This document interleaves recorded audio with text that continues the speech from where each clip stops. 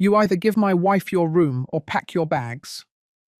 My son, Paul, shouted those words right in the middle of dinner that I had cooked myself. He didn't whisper it. He didn't imply it. He yelled it in front of everyone, as if he were giving an order to an employee, as if my room was up for negotiation, as if I didn't have the right to say no in my own home. Julia, his wife, was sitting right next to him with that small, controlled smirk she used when she knew she was going to get her way. My sister-in-law, Dorothy, looked away, uncomfortable but staying completely silent. My granddaughter, Lauren, pressed her lips together and looked down. No one defended me. No one said a word.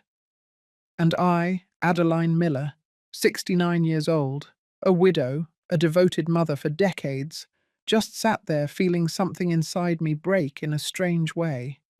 It wasn't sadness, it wasn't anger, it was clarity. For the first time in a long time, I saw the situation exactly as it was. My son was kicking me out of my own bedroom as if I were a nuisance that needed to be relocated. I didn't cry. I didn't beg. I took a deep breath, put my silverware down on the table, and said in a voice so calm that it even surprised me, "That's fine, Paul. I'm going to pack my bags." The silence that followed was heavy. Paul looked at me, confused, as if he had expected yelling or tears. Julia let out a nervous laugh. Dorothy cleared her throat. Lauren looked up, surprised. But I had already stood up, carefully folded my napkin, and was walking toward my room with my back straight. That night, while they were still in the dining room pretending things were normal, I was sitting on the edge of my bed with my phone in my hand. I wasn't crying. I wasn't paralyzed. I was searching for houses for sale facing the ocean. There was a listing that Rita, my best friend, had sent me weeks ago via text message. It was a small, pretty house with a deck and an ocean view. She had written, "Adeline, look at this. Someday you and I are going to own a house like this, and we're going to toast while watching the sunset." I had responded with a laughing emoji, as if it were a distant fantasy. But that night, with the sound of glasses and fake laughter drifting in from the dining room, I opened that message and looked at it with new eyes. The house was 2 hours from the city. It had 2 bedrooms, a spacious kitchen, and a price that, though high, fit perfectly within my savings. Savings that I had put together for years. Years of working as an independent accountant. Years of saving every dollar that was left over after paying the bills for this house. Years of saying no to trips, to splurges, to things I wanted for myself, because there was always something more urgent. Paul's college tuition, Paul's car, Paul's wedding, Paul and Julia's apartment rent when they couldn't afford it. I took a screenshot of the listing. I opened my banking app and checked my savings. I had enough. More than enough. And for the first time in decades, I thought something that made me feel dizzy and free at the same time. This money is mine. The next morning, at 7 a.m., I dialed the number for the real estate agent. A young woman with a professional voice answered. I told her I wanted to see the property that very day. There was a brief pause. Then she replied, "Perfect, Ms. Miller. I'll meet you at 11 a.m. I confirmed. I hung up and stared at the phone screen as if I had just crossed an invisible line. Paul came downstairs at 9 a.m., disheveled and yawning. He saw me sitting on the living room sofa and frowned. "Is breakfast ready yet?" "No," I replied without looking up. "I'm going out." "Where are you going so early?" "I have an appointment." He huffed, opened the refrigerator, and started taking things out as if this house were his. "Well, don't be out too long. Julia wants you to take her to the mall later." "I won't be able to," I said, and got up from the sofa before he could respond. Paul looked at me strangely, but he didn't say anything else. I went up to my room, which was now officially Julia's, according to what had happened the night before, and took clean clothes out of my closet. I got dressed calmly. A pair of jeans that Rita had convinced me to buy last month, a simple white blouse, my walking sneakers. I looked in the mirror and saw a 69-year-old woman who still had clarity in her eyes and resolve in her jaw. I left the house at 10:30 a.m. Paul was watching television in the living room. Julia was still sleeping. No one asked me where I was going. No one stopped me. I drove the 2 hours to the coast with the windows down and an old playlist of songs I used to listen to when I was young. It had been years since I had driven alone for so long. It had been years since I had done anything alone, in fact. There was always someone who needed something. There was always a call, a favor, an emergency. But that day, driving down the highway with the wind hitting my face, I felt light.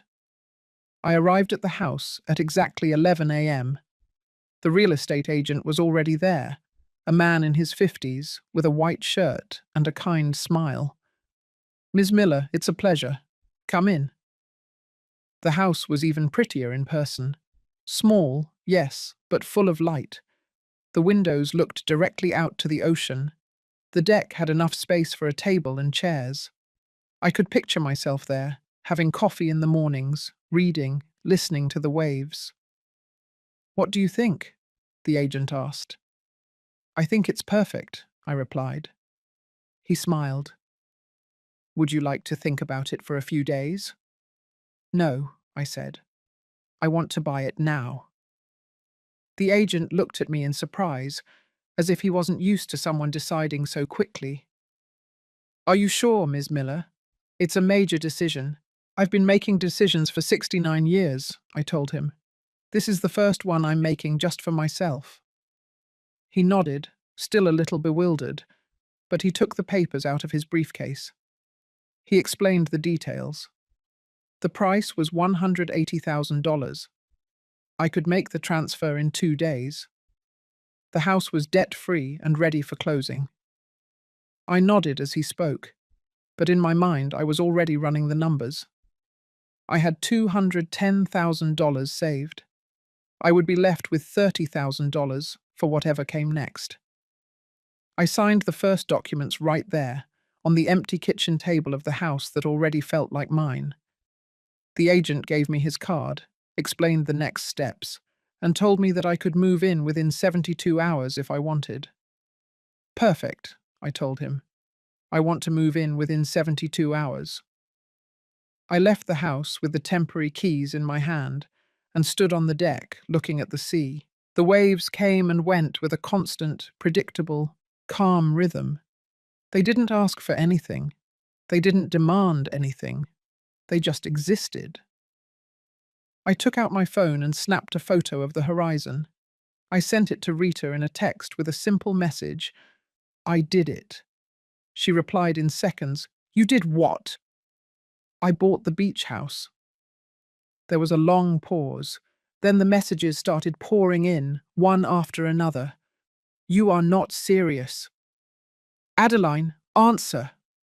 Did you really buy the house? When? How? Does Paul know?" I laughed to myself on that empty deck. "Paul doesn't know anything," I wrote, "and I'm not telling him until I'm already living here." Rita called me immediately. I answered, and before I could speak, she was already yelling with excitement. "Adeline Miller! I can't believe you did it. I am so proud of you. Tell me everything. What happened? What did Paul say when you told him?" "I haven't told him anything yet," I replied. "Yesterday at dinner, he yelled at me to either give Julia my room or pack my bags. So I'm going to do exactly that. I'm going to pack my bags, and I'm going to leave." Rita was silent for a moment. Then she sighed. "That boy has no idea who he messed with, does he?" "No," I said, looking at the sea. "He has no idea." I drove back to the city that same afternoon. I drove slower, with no rush, enjoying the ride. When I arrived at the house, it was almost 6 p.m. Paul was in the living room watching a show on television. Julia was in the kitchen cooking something using my pots, my stove, as if she already owned the place. "Where were you?" Paul asked without looking up from the screen. "Handling some things," I replied, and went straight up to my room. I closed the door and stood in the middle of the room looking at everything I had accumulated over the years. Framed photos of Paul when he was a child. The clock my husband gave me before he died. The quilt I had bought on a trip to New Mexico. The books piled on the nightstand. Everything had a history, a memory, a piece of my life. But none of it made me feel at home anymore. I took 2 large suitcases out of the closet and started packing. Clothes first, then shoes.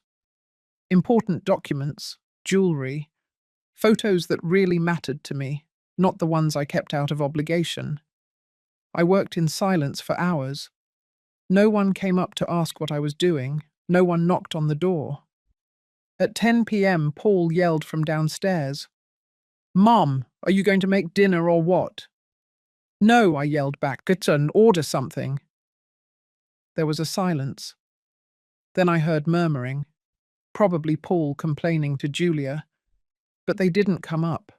They didn't insist. They were used to me always giving in, to me always solving things, to me always being available. I kept packing. The next day, very early, I called Rita. "I need you to do me a huge favor," I told her. "Anything," she replied. "I need you to come with me to the attorney's office. I'm going to put this house up for sale." There was a brief silence. Then Rita said in a firm voice, "I'll be there in half an hour." I ate breakfast alone in the kitchen. Paul and Julia were still sleeping in my room. I washed my cup, dried it, and put it away. Then I searched my phone for the contact information for Christine Rose, a lawyer I knew from my walking group. I sent her a text message. "Christine, I need urgent legal advice regarding property sale and a will. Do you have time this week?" She replied quickly, "I have time today at 4 p.m. Does that work for you?" "Perfect," I wrote. Rita arrived at 9 a.m. sharp. She rang the doorbell and I went out before Paul came downstairs. We hugged at the door and she looked into my eyes with that mix of worry and pride that only a friend of so many years can have. "Are you sure about this?" she asked me. "More sure than about anything in my life," I replied. We went to the attorney's office together. The process was faster than I thought. I put the house up for sale at a fair market price, $320,000. The lawyer explained that with that price and the location, it would probably sell in less than a month. "Perfect," I said. Rita joined me at a coffee shop afterward. We sat at a table by the window, and she ordered 2 cappuccinos. "So what now?" she asked me. "Now I wait for both properties to sell," I said. "This house and the beach house, which is almost mine. When everything is settled, I'm leaving. No dramatic goodbyes, no long explanations. I'm just leaving."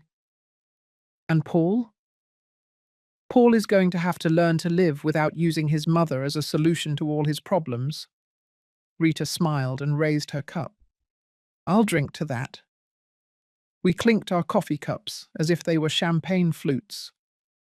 That afternoon I went to my appointment with Christine. Her office was small but neat, filled with law books and perfectly labelled folders. She greeted me with a firm handshake and offered me water. "Tell me what you need, Adeline." I told her everything. The dinner, Paul's shouting, the purchase of the beach house, the sale of this house. She listened without interrupting, taking notes in a notebook.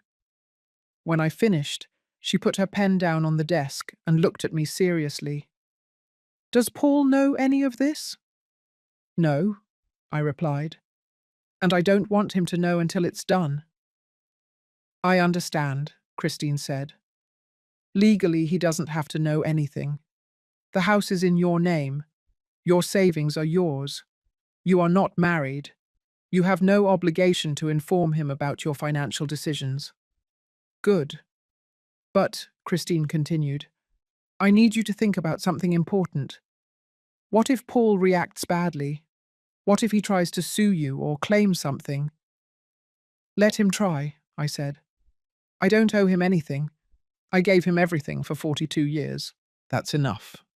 Christine nodded. Then we're going to do this right. I'm going to prepare a document that makes it clear that your assets are yours and that any future transfer will be on your terms.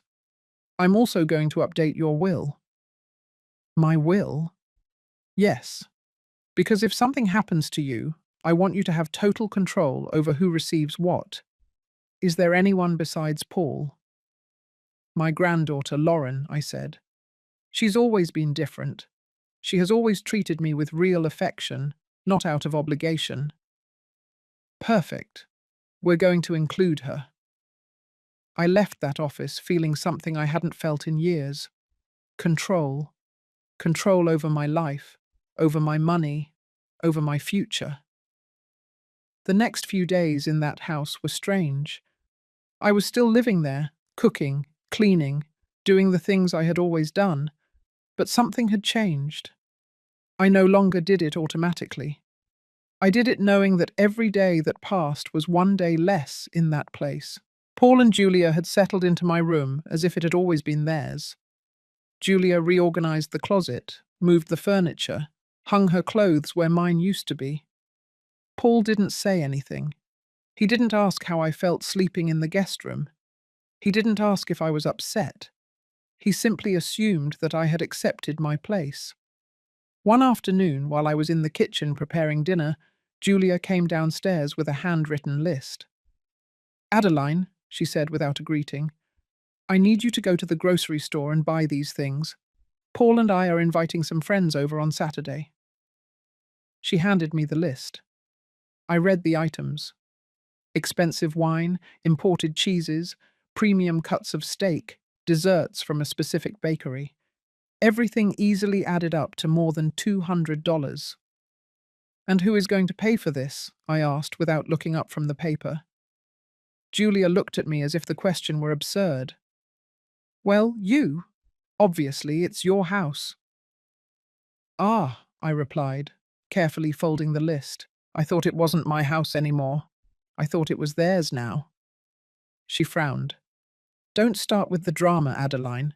You know what I mean. Yes, I know exactly what you mean, I said, and gave the list back to her. If you want to have a party, that's fine, but you're paying for it. Julia's mouth dropped open, surprised. What is wrong with you? Why are you acting like this? I'm not acting any way, I replied calmly. I'm just telling you that if you want to host something, you host it with your money. She scoffed and stormed out of the kitchen, shouting, Paul, your mum is being impossible. Paul came down the stairs with a look of annoyance. What's going on now? Your mum says she won't pay for the food for the party on Saturday, Julia said, crossing her arms. Paul looked at me as if I were a spoiled child. Mum, don't be difficult. It's just a dinner. Exactly, I said. It's just a dinner, which you can afford. And may I ask what has gotten into you lately? Paul asked, raising his voice. Since last week you've been strange. You talk back. You don't help. It seems like you're annoyed that we're here. I'm not annoyed that you're here, I said, looking him straight in the eye. I'm annoyed that you treat me as if I work for you. No one is treating you like that, Julia said. No? I asked. Then what do you call what happened at dinner last week? What do you call yelling at me to pack my bags if I didn't give you my room? There was an awkward silence. Paul looked away. Julia pressed her lips together. You were overreacting, Mum, Paul finally said. I didn't yell at you. I just asked you to be reasonable. You asked me to be reasonable, I repeated slowly. By yelling at me, in front of everyone. It was a misunderstanding, Julia intervened softly. using that voice she used when she wanted to sound like the mediator. We were all stressed. Paul didn't mean to say it that way, but he did say it that way, I replied. And you took my room, so I guess the misunderstanding worked out fine for you. Paul huffed. You know what? I'm not going to argue about this. If you don't want to help with the food, don't help. We'll figure it out ourselves. Perfect, I said, and went back to what I was doing. They went back upstairs to the bedroom, murmuring to each other. I heard fragments. She's unbearable. I don't know what's wrong with her. She wasn't like this before. They were right. I wasn't like that before. Before I said yes to everything. Before I apologized for things that weren't my fault. Before I lived to please them. That night, after everyone went to sleep, I went downstairs to the living room and sat on the sofa with my phone. I opened my chat with Rita and wrote, "Every day I spend here, I realize how much time I wasted being the person they wanted me to be." She replied immediately despite the hour. "But you're not wasting time anymore. Now you're getting it back." I smiled in the darkness of the living room. The next day, the real estate agent called me. "Ms. Miller, I have good news. There are already 3 people interested in viewing your house. Can we schedule visits for this week?" "Yes," I replied, "but I need them to be at specific times, between 10 a.m. and 2 p.m., when my son is not here." The agent didn't ask any questions. He just said, "Perfect. I'll organize everything and confirm with you." I hung up and stared at the phone. This was happening. It was really happening. On Wednesday, the first couple came to see the house. Paul and Julia had gone out to run some errands. I greeted the agent and the potential buyers at the door. They were young, recently married, with that excitement in their eyes that comes with looking for your first home. I showed them every room, the spacious kitchen, the brightly lit living room, the small but well-maintained backyard. They asked questions, took photos, measured spaces. Finally, at the door, they told me, "It's beautiful, Mom. We'll think about it and let you know." 2 other visits came that week, all while Paul was out. All ended with the same phrase, "We'll think about it." On Friday, Christine called me. "Adeline, the documents are ready. Can you come in and sign them?" "I'll be there tomorrow," I said. Saturday morning, while Paul and Julia were still sleeping, I left the house and drove to Christine's office. She greeted me with freshly brewed coffee and a thick folder full of papers. "This is your updated will," she said, pointing to the first document. "Lauren receives 60% of your assets. Paul receives 40%. And here is the clause that specifies that if anyone tries to contest the will, they automatically forfeit their share." I signed each page feeling a mix of relief and sadness. Relief because I was protecting what was mine. Sadness because I had to protect myself from my own son. "How do you feel?" Christine asked when I finished signing. "Like I'm finally waking up," I replied. That afternoon, when I returned home, Paul and Julia were in the living room arguing in low voices. When they saw me enter, they immediately stopped talking. "Where were you?" Paul asked. "Out," I replied without giving details. "Out where?" "Handling some things." He looked at me suspiciously, but didn't press the issue. Julia, on the other hand, had that expression she got when she was planning something. "Adeline," she said sweetly, "we need to talk to you about something important." I sat down in the armchair across from them. "What is it?" "Paul and I were evicted from our apartment," Julia said directly. "The owner wants to sell it, and we have to be out in 2 weeks." "I'm so sorry," I said. "Are you looking for another place yet?" "Well," Paul said, "we thought we could stay here for a while. There's enough space, after all." "Here?" I repeated. "Yes," Julia said. "It wouldn't be forever." Just until we find something. A few months, maybe. I looked her in the eyes. Then I looked at Paul. They both looked at me with that mix of expectation and demand disguised as need. No, I said simply. What? Paul asked. No, you can't stay here. Mom, Paul said, raising his voice, we're your family. Are you going to leave us on the street? I'm not going to leave you on the street, I replied calmly. I'm going to let you solve your problems like the adults you are. Paul stood up abruptly. I can't believe what I'm hearing. What is wrong with you, Mom? Since when are you so selfish? Selfish? I repeated the word slowly, letting it resonate in the air. It's interesting that you use that word. And what else do you want me to call it? He said, throwing his hands up. You have this huge house all to yourself and you don't want to help your own son. This house is not huge, Paul. It has 3 bedrooms. One is mine, which you now occupy. Another is the guest room where I sleep now. And the third is my home office where I work. Well, turn the office into a bedroom, Julia said. It's not that hard. I looked at her intently. My office is where I earn the money that pays for this house. Where do you suggest I work? In the kitchen? Don't be dramatic, Paul said. You always exaggerate everything. I took a deep breath. I'm not going to argue about this. The answer is no. Mum, Paul said, changing his tone, now softer, more manipulative. I know you've been stressed lately. I know I might have said things I shouldn't have at dinner. But we are family. Families help each other. Families respect each other, I replied. And you haven't respected me in a long time. That's not true. No? I asked. What do you call yelling at me to pack my bags if I didn't give you my room? Respect. I already apologized for that. He lied. He hadn't said it. He had never said it. But I knew that inventing it was his way of getting out of the conversation. No, Paul. You didn't apologize.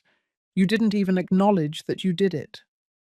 Julia intervened with that victim voice she knew how to use so well. Adeline, we are really in a difficult situation. We have nowhere to go.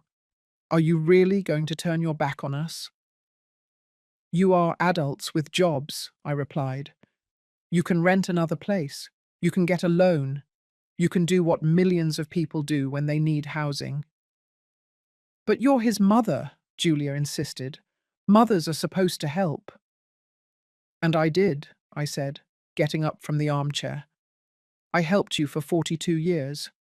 I paid for your college, Paul. I bought you your first car. I lent you money for the wedding. I've helped you with rent more times than I can count. I've helped enough. I can't believe you're being like this, Paul said in a shaky voice, pretending to be on the verge of tears. My own mother denying me a roof over my head. I'm not denying you a roof over your head, I said, walking toward the stairs. I'm denying you my roof. There is a difference. I went up to my room, the guest room, and closed the door. I heard Paul and Julia talking downstairs, their voices rising in volume. I heard loose words. Ungrateful, selfish, bitter old woman. I sat on the bed and opened my phone. I texted Rita. It just happened. They asked to move in here. I told them no. She replied with a voice memo. Her voice sounded proud. Adeline Miller, you are my hero. How did they take it? As expected, I wrote. Shouting, threats, drama. Oh, please, Rita replied with another voice memo. Selfish is what they've been to you all your life. You're just setting boundaries. That's not selfishness, it's survival. I smiled, looking at the screen. Thanks, Rita. That night, Paul and Julia went out without telling me where they were going. They returned late, after midnight, I heard them go up the stairs, enter my old room, and close the door harder than necessary. Sunday morning, I woke up early as always. I went down to the kitchen and made coffee just for myself. I no longer made breakfast for everyone. I no longer set the table for three. I just poured my cup, made my toast, cut my fruit. Paul came downstairs around 11 a.m., looking like he hadn't slept well. He saw me sitting at the table reading the news on my tablet and didn't say anything. He went straight to the coffee maker, poured himself a cup, and stood leaning against the counter, staring at me. "What?" I asked without looking up. "Nothing," he said. "I'm just wondering what happened to you." "What happened to me?" I repeated. "Yes, you used to be different. You used to care about your family." I put the tablet down on the table and looked at him directly. I used to care about my family so much that I forgot about myself. That is the difference. He scoffed. "That sounds like something you read in a cheap self-help book." "It sounds like something I should have figured out 30 years ago," I replied. Paul put the cup down hard on the counter. "You know what, Mum? Do whatever you want. After all, you've always done what you wanted." I laughed. It was a short, almost bitter laugh. "Paul, if I had done what I wanted, I would have travelled the world when your dad died. I would have gotten the master's degree I always wanted. I would have lived alone and in peace. But no, I stayed here, taking care of you, helping you, waiting for you to value me even a little." "I do value you," he said, without conviction. "No, Paul, you use me. And there is a huge difference between valuing and using." He went silent. He had no answer for that because he knew it was true. Julia came downstairs a few minutes later, already dressed, with perfect makeup and that superior attitude she always carried. "Good morning," she said without looking at me. "Good morning," I replied. She poured herself coffee and sat down next to Paul. They both ignored me, talking to each other in low voices as if I weren't there. "Adeline," Julia said suddenly, "we need to use your car today. Ours is giving us problems." "No," I said. "What do you mean, no?" "I mean I'm not lending you my car." "And how are we supposed to get around?" Paul asked. "By taxi. By Uber. Walking. Like everyone else." Julia let out a dry laugh. "Unbelievable. First you won't let us stay here, and now you won't even lend us the car. What's next? Are you going to charge us for the air we breathe in your house? If you want, you can leave right now and breathe air somewhere else," I said, without getting upset. Paul slammed his hand on the table. "Stop. That's enough, Mum. I don't know what's wrong with you, but this is too much." "What's wrong with me, Paul, is that I got tired. I got tired of being invisible. I got tired of being treated like a maid. I got tired of you assuming that everything I own is yours." "No one assumes that," Julia lied. "No?" I asked. "Then tell me, Julia, why are you sleeping in my bedroom?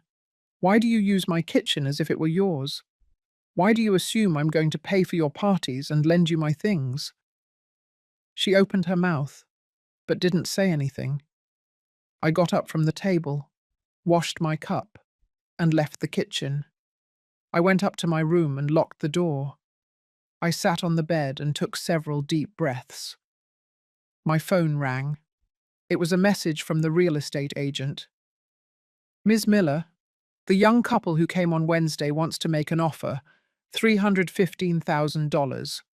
Are you interested?" I replied immediately. "Yes, I accept." "Perfect," he wrote. "I'll prepare the papers.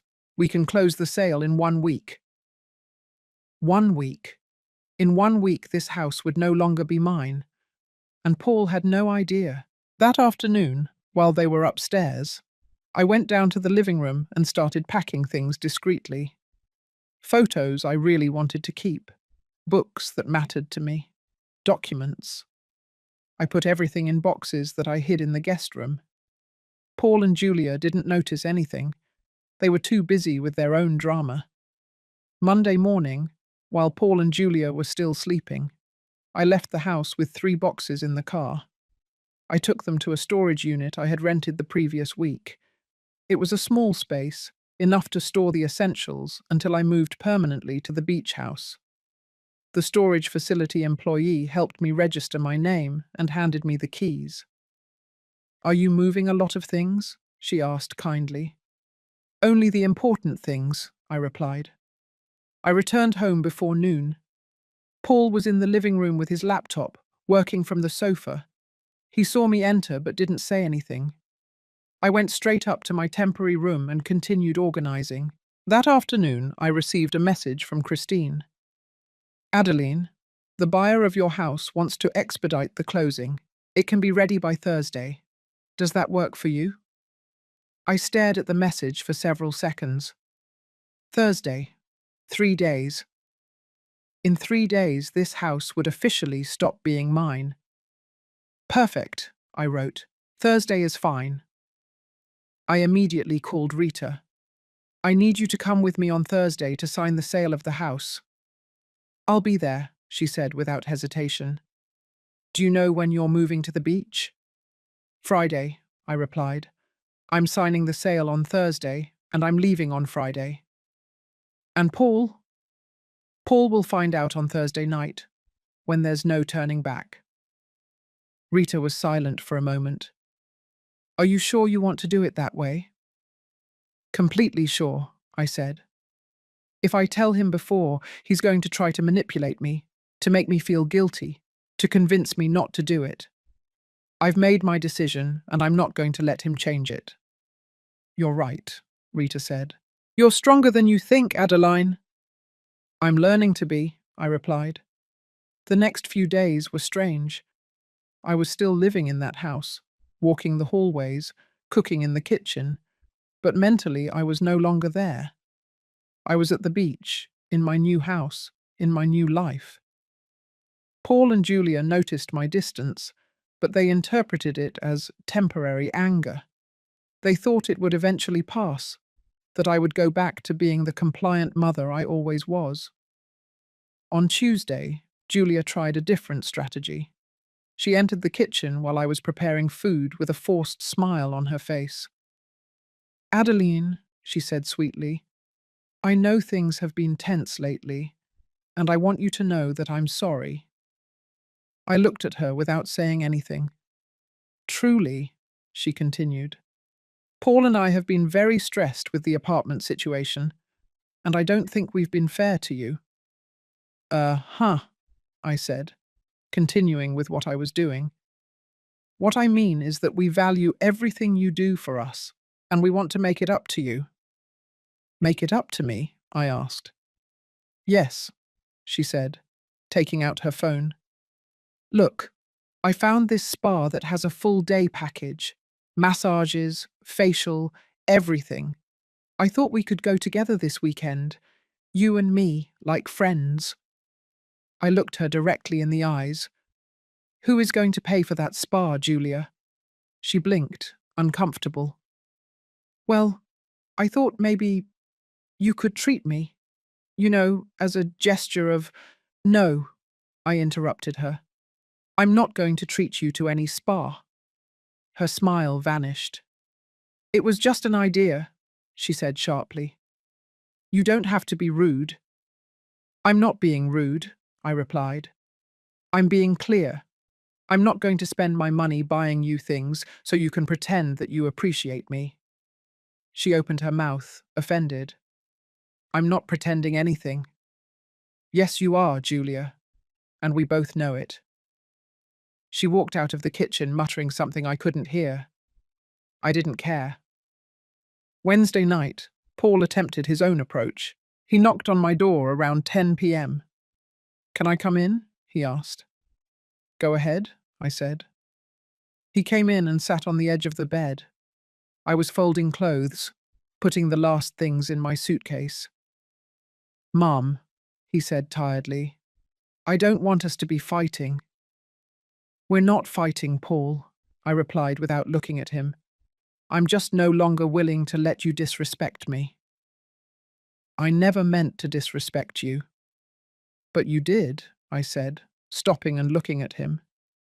You did when you yelled at me at dinner. You did when you took my room without asking if it was okay. You did every time you assumed I was going to solve your problems. He ran his hands over his face. I don't know what else you want me to do. I already told you I'm sorry. You haven't said you're sorry, Paul. You've said you regret that I'm upset. It's not the same. He went silent. Do you know what the problem is? I continued. You think that saying I'm sorry will magically make everything go back to how it was before. But it doesn't work that way. You can't disrespect me and expect me to just forget about it. It wasn't my intention to make you feel bad, he said, and for the first time he sounded genuine. But you did, I replied, and intentions don't change the damage. He nodded slowly. What can I do to fix it? Nothing, Paul. It's too late to fix it. He looked at me, confused. What does that mean? It means I've already made decisions about my life, and I'm not going to change them. What decisions? You'll find out soon enough, I said, and went back to folding clothes. He stayed sitting there for a few more minutes, waiting for me to say something else, but I didn't. Finally, he got up and left the room, closing the door softly. That night, I barely slept. Tomorrow was Thursday.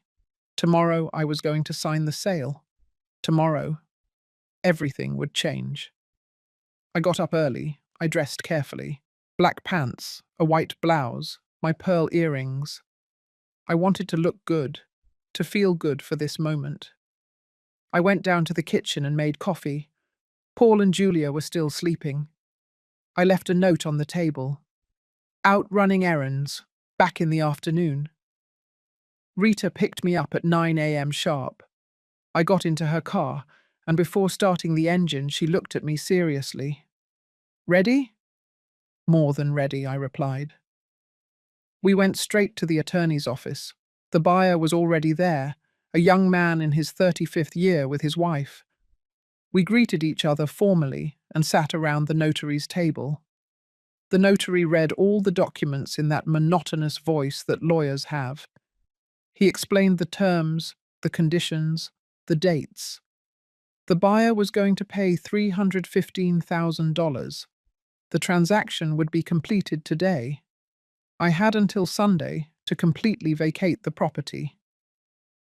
Any questions? The notary said. None, I replied. I signed each page, one after another. My name in cursive, Adeline Miller, sealing the end of an era. When I finished, the notary handed me a check. $315,000. I held it in my hands, feeling the weight of freedom. Rita squeezed my hand under the table. We left the attorney's office around noon. Rita hugged me on the street. You did it, she said. You really did it. Yes, I replied, and was surprised to feel tears in my eyes. They weren't tears of sadness. They were tears of relief. Do you want to get something to eat before going back? Rita asked. Yes, I said. I want to celebrate. We went to a small restaurant we liked, one with a view of a park. We ordered white wine and pasta. We toasted to new beginnings. When are you going to tell them? Rita asked. Tonight, I replied, when I get home. Do you want me to go with you? No, I said. I have to do this alone. I returned home around 5 p.m. Paul's car was parked outside. I took a deep breath before opening the door. I entered the house and found Paul and Julia in the living room watching television.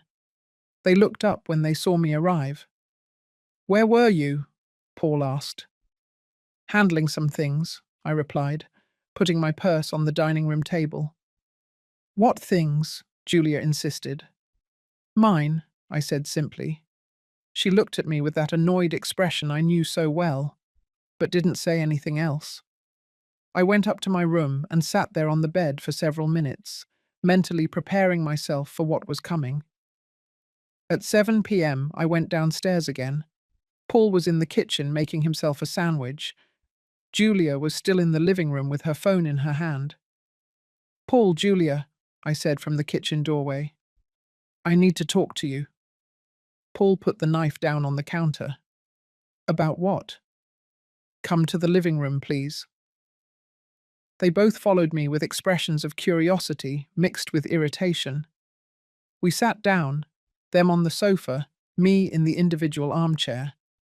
I took a deep breath and spoke in a clear, firm voice. I sold the house. There was absolute silence. Paul looked at me as if he hadn't understood the words. Julia blinked several times. What did you say? Paul finally asked. I sold the house. I signed the papers this morning. The new owners take possession on Sunday. Paul stood up abruptly. What? You can't do that. I already did, I replied calmly. This is my house, he shouted. I grew up here. You can't sell it without consulting me. This house is in my name, Paul. I don't need to consult you about anything. Julia also stood up. Wait. And where exactly are we supposed to live? That is your problem, not mine, I replied. Our problem, Paul repeated incredulously. Mum, you just made us homeless. You were already homeless here a week ago, when I told you that you couldn't stay. The problem is that you didn't believe me. This can't be happening, Julia said, pacing back and forth. This has to be a joke. It's not a joke, I said. You have until Sunday to get your things out. No, Paul shouted. I'm not accepting this. I'm going to talk to a lawyer. I'm going to contest the sale. You can try, I replied. But the house was in my name. There are no debts, there is no mortgage, and the sale is completely legal. I already consulted with my lawyer. Your lawyer? Paul asked. Since when do you have a lawyer? Since I decided it was time to protect what is mine. Julia pointed a finger at me. You are selfish, a cruel, selfish old woman. I looked at her without blinking. Tell me, Julia, am I selfish because I sold my house, or am I selfish because I didn't allow you to keep using me? We are using you, Paul shouted. We are your family. And I am your mother, not your solution to all your problems. Paul ran his hands through his hair, clearly desperate. Mum, please. There has to be a way to fix this. Cancel the sale. Tell them you changed your mind. I'm not cancelling anything, but we have nowhere to go. Then start looking, I said, getting up from the armchair. You have 3 days. Paul blocked my path. I'm not going to let you do this. Move, Paul, I said in a low but firm voice. Not until you explain what the heck is wrong with you. Who are you? Because this person is not my mother. You're right, I replied. This is not the mother you knew. That mother got tired of being invisible. This mother decided to live for herself. I gently pushed him aside and went up the stairs. I heard Julia shouting downstairs. This is not over, we're going to sue you. Go ahead, I yelled from upstairs. Talk to all the lawyers you want. I entered my room and locked the door. I sat on the bed and waited for my heart to stop beating so fast. I had done it. I had told them the truth, and the sky hadn't fallen. My phone rang. It was Rita. Did you tell them? Yes, I replied. How did they react? As expected. Shouting. Threats. Drama. Are you okay? I'm perfect, I said. And I was surprised to realize it was true. That night I didn't sleep. I listened to Paul and Julia arguing until late. their voices rising and falling, alternating between rage and panic. At some point, I heard Julia crying. Paul called someone on the phone, probably a lawyer, but from what I could hear, they told him the same thing I already knew. The sale was legal. Friday morning, I went down to the kitchen early. Paul was already there, sitting at the table with a cup of cold coffee in front of him. He had deep, dark circles under his eyes, and his hair was messy. "Mum," he said when he saw me, "we need to talk." "We talked yesterday," I replied, pouring myself coffee. "No, really talk. Without shouting. Please." I sat down across from him. "Talk." "I know I messed up," he said, looking at his cup. "I know I said horrible things. I know I treated you badly." "Yes, you did. And I'm sorry. I really am sorry." I looked into his eyes, searching for sincerity. I found desperation. "Paul," I said softly, "the problem isn't just what you said at dinner. The problem is that that dinner was just the last straw. It's been years of you treating me as if I existed only to solve your problems." "That's not true," he protested weakly. "Yes, it is," I insisted. "When was the last time you asked me how I was? When was the last time you visited me just because you wanted to see me, not because you needed something?" He was silent. "Exactly," I said. "You don't remember because it never happened." "I'm going to change," he said. "I promise you. I'm going to be a better son." "I don't need you to be a better son, Paul. It's too late for that. What I need is to live my life without feeling like I owe something to someone all the time." "And what am I supposed to do?" he asked, and for the first time I saw real fear in his eyes. "What all adults do," I replied. "Figure it out." Julia came downstairs at that moment, also with dark circles under her eyes, also dishevelled. She looked at both of us and then poured herself coffee without saying a word. The atmosphere in the house that Friday was tense and silent. Paul and Julia spent most of the day in their room, on the phone, looking for apartments, talking to potential landlords, moving their minimal life from one place to another. I continued packing my things calmly. Every object I put away was one step closer to my freedom. Mid-afternoon, my phone rang. It was an unknown number. "Miss Miller?" said a young woman's voice. "Yes, this is she." "This is Lauren, my granddaughter, the only person in this whole family who had treated me with genuine affection." "Hello, my love," I said, feeling my voice soften. "Grandma," she said, and she sounded worried. "My dad called me. He told me you sold the house." "Yes, Lauren, I sold it." "Is that true?" "Completely true." There was a pause. Then she said, "Good." "Good?" I asked, surprised. "Yes, good. I heard what my dad said to you at dinner last week. I was there. Remember? I was embarrassed. I was angry, but I didn't know what to say. I felt a knot in my throat. "What you did is right, Grandma," Lauren continued. "You deserve to live your life. You deserve respect. And if my dad won't give it to you, then you deserve to walk away." "Thank you, my love," I said, my voice breaking. "Where are you going?" she asked. "I bought a house at the beach," I replied. "Small, quiet, with an ocean view." "That sounds beautiful." "It is." "Can I visit you?" she asked timidly. "Anytime you want, Lauren. You will always be welcome." After hanging up with Lauren, I sat in my room looking out the window. Hearing her support had been like receiving a hug after days of coldness. At least someone in this family understood. Saturday dawned cloudy. I woke up early and continued packing. I already had 4 full suitcases and 6 closed boxes. Rita was coming to help me take everything to the storage unit later. I went down to the kitchen and found Julia sitting at the table with her laptop open. Her eyes were red, as if she had been crying all night. "Good morning," I said neutrally. She didn't even look up.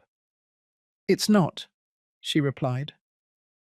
I poured myself coffee and leaned against the counter. The silence was dense, uncomfortable. "We found an apartment," Julia finally said without looking at me. "It's awful. Small, old, in a bad area. But it's the only thing we can afford." I didn't say anything. "It costs $1,200 a month," she continued, "more than double what we were paying before. And they're asking for 2 months' deposit plus the first month. That's $3,600 that we don't have." She kept talking as if I was going to offer help, as if all this were a negotiation. "We're going to have to borrow," she said, finally looking at me. "Probably from my sister, who will never let us forget that she had to rescue us." "You're still expecting me to offer to pay for it, aren't you?" I asked. "You're his mother," Julia replied. "I thought you would at least care." "I do care about Paul," I said. "What I don't care about is continuing to be his permanent solution to problems that he creates himself." "We didn't create this," she said, raising her voice. "You created it. You made us homeless." "You had a home," I replied calmly. "An apartment you were renting, which you lost because you couldn't pay for it. That's not my fault. We could have stayed here." "No, you couldn't. This is my house, and I decided to sell it." "You are cruel," Julia said, her voice trembling. "I always thought you were a good person, but you're cruel." I looked at her directly. "Do you know what's cruel, Julia? Cruel is yelling at someone to pack their bags in their own home. Cruel is taking someone's room without asking them. Cruel is assuming that someone exists only to serve you." "I never did that." "Yes, you did. From the day you entered this family, you treated me like an employee, not a mother-in-law." Julia slammed her laptop shut. "I'm not going to argue with you anymore. You won, after all. You humiliated us. You made it clear that you don't want us here." "It's not about wanting you or not wanting you," I said. "It's about the fact that I'm no longer going to sacrifice my peace for your convenience." She grabbed her laptop and left the kitchen without saying anything else.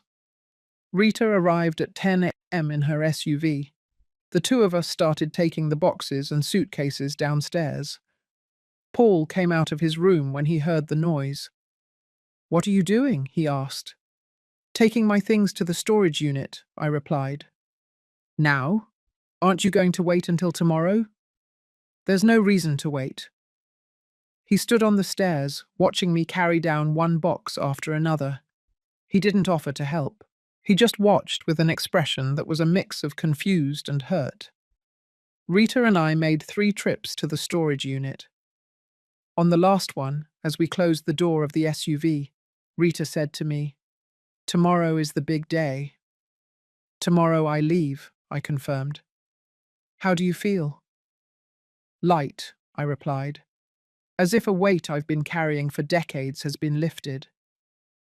We returned to the house at noon. Paul and Julia were packing too. I saw boxes in the living room, clothes piled up, objects scattered around. The house that had been my home for so many years now looked like a place being dismantled. I went up to my room and took the last things out of the drawers. Old photos, letters, documents, everything fit in a small box. It was surprising how little I actually needed.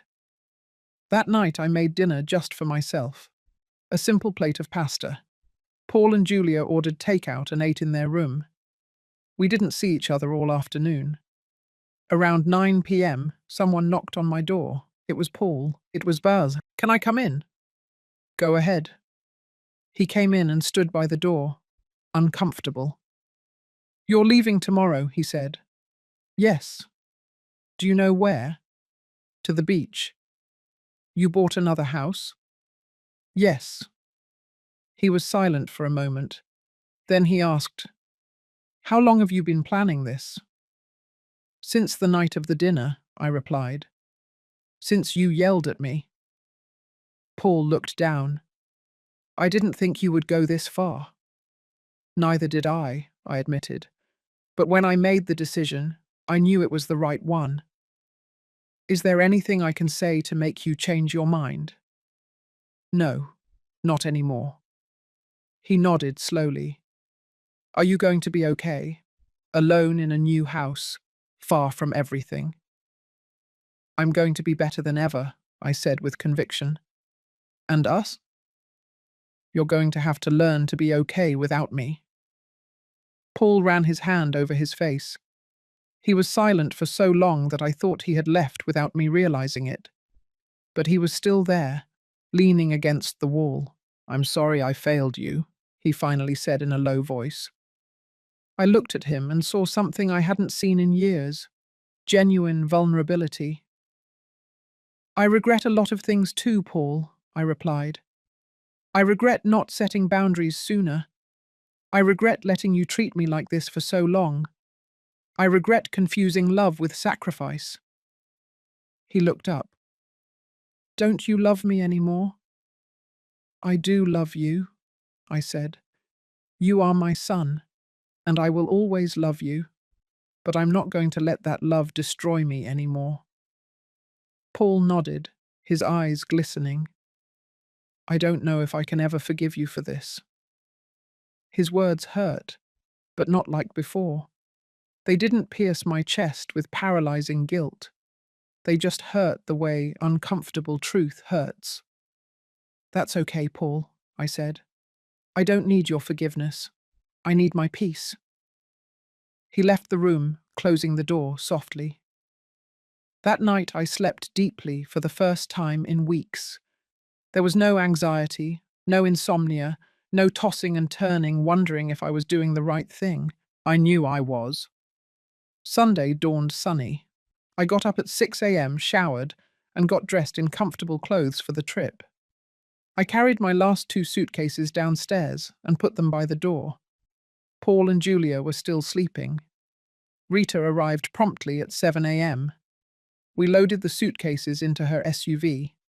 Then I went back inside the house for one last walkthrough.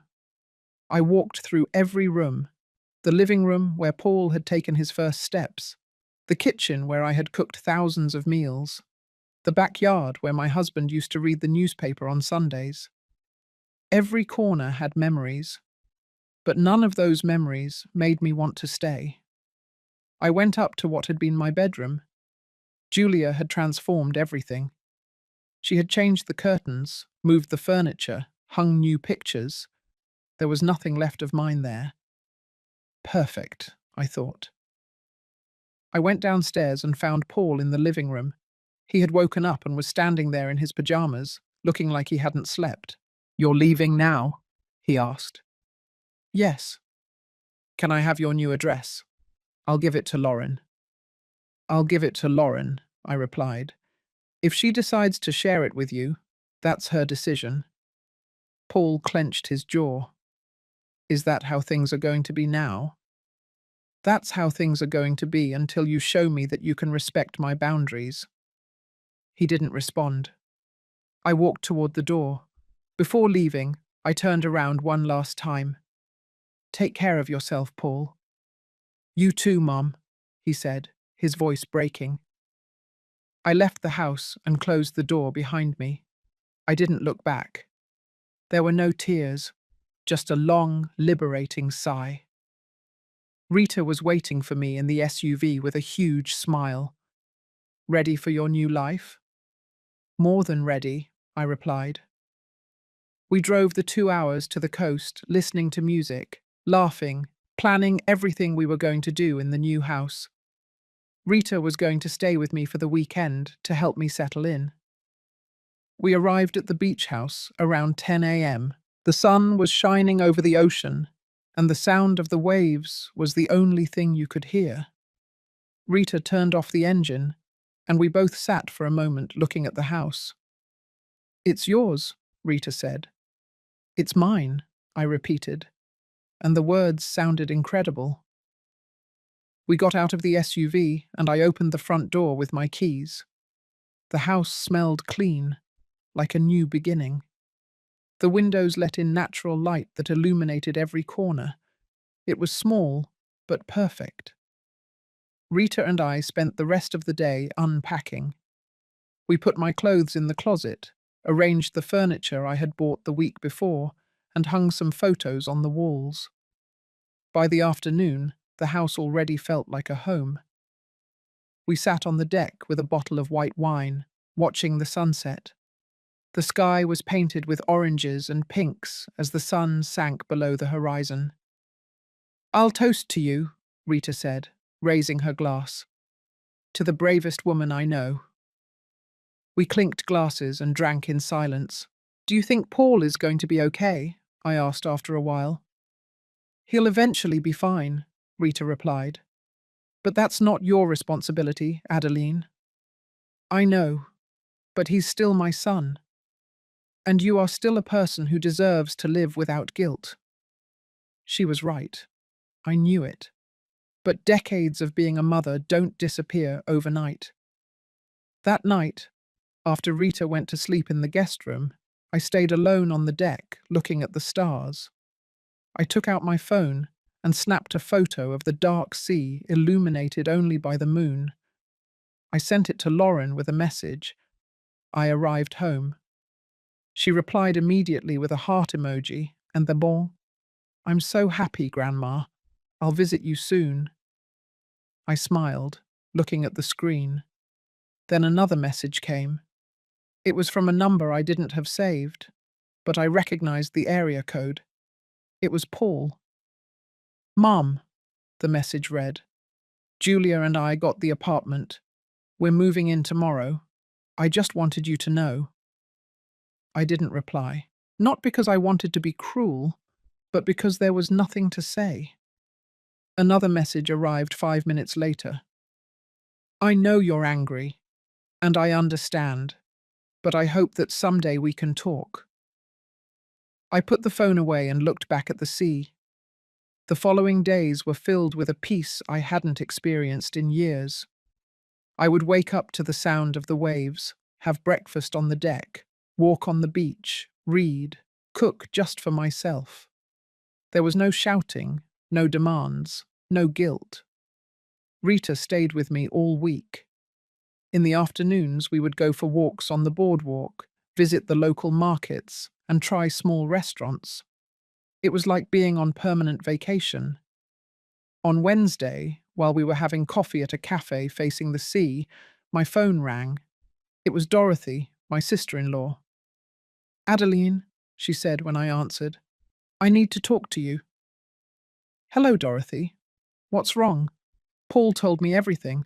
About the house, the move, everything."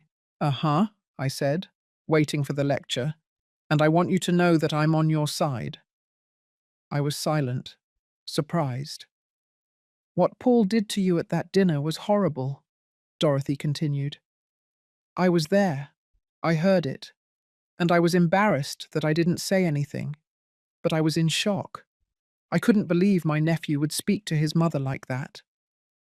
"Thank you for telling me that," I replied, feeling relieved. "You did the right thing by leaving," she said. "You did the right thing by selling the house. Sometimes family hurts you more than strangers, and you don't have to stay just because they're family." Dorothy and I talked for almost an hour. She told me she had talked to Paul, that she had told him exactly what she thought of his behavior, that Paul had been defensive at first, but that he had eventually admitted he was wrong. "He's scared," Dorothy said. "Scared of having lost you. But he still doesn't understand that he caused this himself." "Someday he will understand," I said. "But it's not my problem anymore." When I hung up, Rita looked at me curiously. "Who was that?" "Dorothy," I replied. "She called to tell me that I did the right thing." Rita smiled. "The world is aligning in your favor, Adeline." That afternoon, as we walked on the beach, I received another message. This time from Julia. It was a long message. It began by saying that she never thought things would go this far, that she had also grown up with a difficult mother, and that maybe that's why she didn't realize when she crossed boundaries, that she regretted making me feel invisible in my own home. She didn't apologize directly, but she came close. I don't know if Paul and you can fix things, she wrote at the end, but I want you to know that I understand why you left. I read the message 3 times, then I showed it to Rita. Are you going to respond? She asked. Not yet, I said. I need time to process. Rita nodded. You have all the time in the world. On Friday, Lauren called me on video chat. Her face appeared on the screen with a radiant smile. Grandma, she said, you look so good. You look happy. I feel happy, I replied. I turned my phone around to show her the view of the sea from the deck. She screamed with excitement. It's beautiful. Grandma, I'm so proud of you. Thank you, my love. How are you? Good, she said. I went to help my dad with the move yesterday. The apartment is small, but it's clean. I think they're going to be okay. I'm glad to hear that. Dad asks about you, Lauren said hesitantly. He doesn't know if he should call you or give you space. Tell him he can call me when he's ready to have a real conversation, I replied. No shouting, no manipulation, just honesty. Lauren nodded. I'll tell him. We spent the rest of the video chat talking about her classes, her work, her life. She told me she had started therapy to process some things about her family. She said her therapist had told her it was important to set healthy boundaries. Just like you, Grandma, she said. You set boundaries and respected yourself. That's what I'm learning too. I felt proud of her. Saturday afternoon, Rita had to go back to the city. We said goodbye with a long hug at the door. Are you going to be okay alone? She asked. I'm going to be perfect, I replied. If you need me, call me. Any time. I know. I watched her drive away in her SUV and then went back into my house. My house. Those words still filled me with wonder. That night, sitting on the deck with a glass of wine, my phone rang. It was Paul. I hesitated before answering. Finally, I swiped the screen. Hello, Paul. Hello, Mum, he said. He sounded tired. Can I talk to you? Go ahead. There was a long pause. Then I heard him take a deep breath. I've been thinking a lot this week. About what happened. About what I said. About how I treated you. I'm listening, I said, without making it easy for him. You were right, he finally said. About everything. I treated you as if you were my solution to everything. I yelled at you when I should have respected you. I took your space as if it were my right, and I never ever asked you how you were, or what you needed. I didn't reply. I let the silence do its work. And I know that apologizing isn't going to fix everything, he continued. I know I caused damage that will take time to heal, but I want you to know that I'm sorry. I really am sorry. His voice broke at the end. Thank you for saying that, I replied calmly. I needed to hear it. Do you think you can ever forgive me? I don't know, Paul. Honestly, I don't know. He breathed shakily. I understand. But what I do know, I continued, is that I'm not going back to living like I did before. I'm not going back to being the mother who says yes to everything.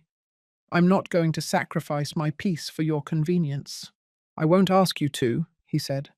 I just want, I don't know. I want to have a relationship with you.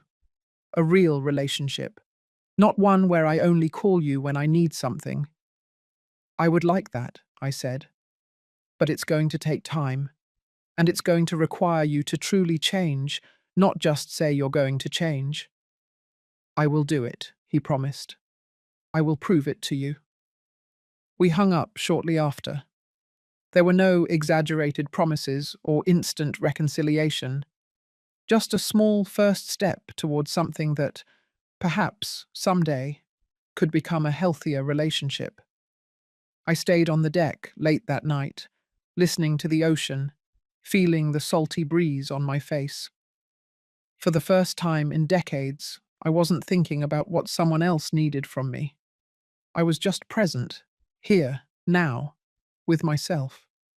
The following weeks established a routine that filled me with satisfaction. I would wake up early and walk on the beach before the tourists arrived. The exercise was good for me. It cleared my mind. It gave me energy for the rest of the day. I met other women who also walked in the mornings. Women my age, some widows, others divorced, all looking for the same thing as me: peace, connection, a life of their own. We formed an informal group. We would meet at 7 a.m., walk for an hour, and then have breakfast together at different cafes on the boardwalk. One of them was named Christine Wells, a 65-year-old woman who had been a teacher for 40 years. She told me she had moved to the beach after retiring, tired of living in the city, tired of her family's expectations. It's funny, she told me one day as we had coffee. We spend our whole lives taking care of others, and when we finally decide to take care of ourselves, they call us selfish. Exactly, I replied, as if having a life of your own were a crime. We quickly became friends. Christine introduced me to her circle of friends, women who played cards on Tuesdays, who went to yoga classes on Thursdays, who organized dinners on Saturdays. They welcomed me with open arms. For the first time in years, I had a social life that didn't revolve around my family. I had friends who called me to go out, not to ask for favors. I had plans that I made because I wanted to, not because someone else needed them. 1 month after moving, Lauren came to visit me. She arrived one Friday afternoon with a small backpack and a radiant smile. "Grandma," she said, hugging me tightly, "this is incredible." I showed her every corner of the house. She took photos of everything: the deck, the sea, my room, the kitchen.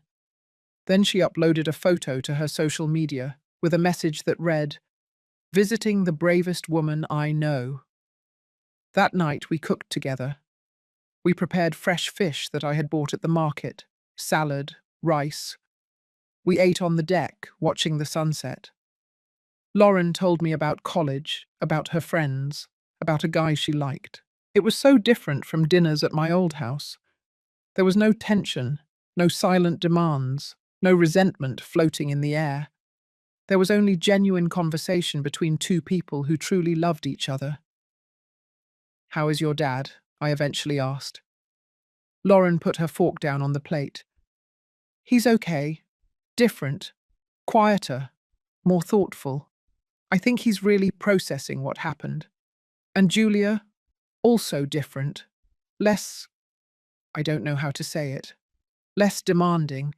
Maybe." "I'm glad to hear that," I said sincerely. Lauren looked at me with those dark eyes so similar to mine. "Dad wants to visit you, but he's afraid you'll say no." "I won't say no," I replied. "But I'm not ready yet." "I understand," Lauren said. "And he'll understand too." On Saturday, I took Lauren to see my favourite spots: the craft market, the bakery with the best pastries, the overlook with a view of the entire bay. She fell in love with the town as much as I had. "I could live here," she said as we walked along the boardwalk. "It's so peaceful, so beautiful." "Anytime you want, my love. You'll always have a room waiting for you." Lauren left Sunday afternoon. We said goodbye with a long hug. "Take good care of yourself, Grandma, and don't let anyone ever make you feel bad for choosing yourself." "Never again," I promised. I watched her drive away in her car and returned to my house feeling a mix of nostalgia and satisfaction. Nostalgia for the days when Lauren was little, and I was the grandma who spoiled her. Satisfaction because now our relationship was between two adults who respected each other mutually. 2 months after moving, I received a package in the mail. It was from Paul. Inside was a handwritten letter and a framed photo. The photo was of Paul when he was 5 years old. We were in a park, him on my shoulders, both of us laughing. I had forgotten that photo existed. The letter read, "Mum, I found this photo while unpacking. It reminded me of who you always were to me. My safe harbour, my support, my everything. And it made me realise when I stopped treating you that way. I don't know when I started seeing you as a resource instead of a person, but I know it was wrong. I'm going to therapy. My therapist is helping me understand patterns I repeated without realising it. Patterns of taking without giving, of demanding without thanking, of assuming instead of asking. I'm not writing to ask you to come back or to forgive everything immediately. I just want you to know that I'm working on being better. For me, for Julia, and someday, I hope, for you. I love you, Mum. I've always loved you. I just didn't know how to show it without asking for something in return. Paul." I read the letter 3 times. I cried a little. Not out of sadness, but out of hope. Maybe my son was really changing. Maybe walking away had been the best thing I could have done, not only for myself, but also for him.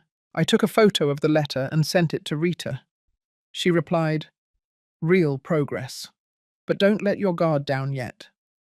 She was right. Real change takes time. 3 months after moving, I hosted a small gathering at my house.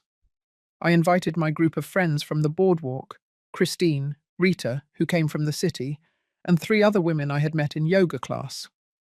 We cooked together, laughed, drank wine, and told stories. Each of us had a similar story.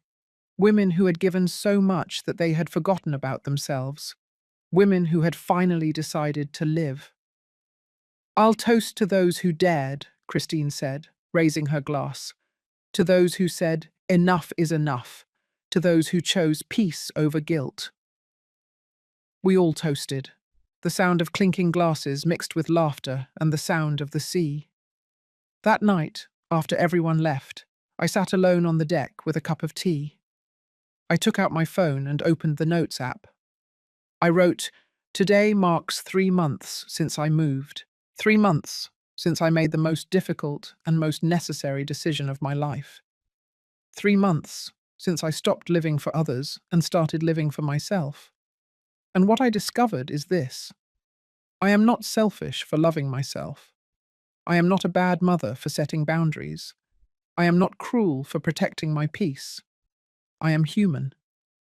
I am a woman who deserves dignity, respect, and tranquility. And finally, after 69 years, I understood it." I saved the note and looked at the dark sea illuminated by the moon. Paul now called me once a week. Short conversations, asking for nothing, just asking how I was. There was still awkwardness between us, but there was also something new: respect. Julia had sent me flowers on my birthday with a card that read, "Happy birthday, Adeline. I hope you're doing well." It was a small but meaningful gesture. Lauren visited me once a month. We had become closer than ever, and I, Adeline Miller, continued to wake up every morning to the sound of the sea. I still had my coffee on the deck. I still walked on the beach with my new friends. I was still building a life that was completely mine. One morning, as I walked along the shore with my bare feet feeling the wet sand, I thought about everything I had left behind and everything I had gained. I had left behind a house full of memories, but empty of respect. I had left behind a version of myself that existed only to serve. I had left behind the guilt they had taught me to carry, and I had gained peace. I had gained dignity. I had gained time for myself. I had gained true friends. I had gained a life of my own. The sun began to rise on the horizon, painting the sky with impossible colours. I stopped and looked at that beauty, feeling completely present. A wave came and wet my feet. I smiled. Finally, after so many years taking care of others, asking myself what they needed, what they wanted, how I could help them, I was finally asking the most important questions. What do I need? What do I want? How can I help myself? And the answers were simple but profound. I need peace. I want freedom. I can help myself by choosing me. I took out my phone and took a selfie with the sunrise behind me. My hair was messy from the wind, my face was without makeup, with wrinkles that told the story of 69 years of life. But my eyes were shining in a way they hadn't shone in decades. I sent the photo to Lauren with a message, "Good morning from paradise." She replied with heart emojis, and then, "I love you, Grandma. You're my inspiration." I put the phone away and kept walking, because that was exactly what I was doing now, keeping walking, forward, toward the life I deserved, toward the peace I had sought for so long. Finally, after many years of being a mother, a wife, a caregiver, a savior, after so many years of being everything to everyone but myself, I was the one who decided who to care for, and I had chosen to care for me.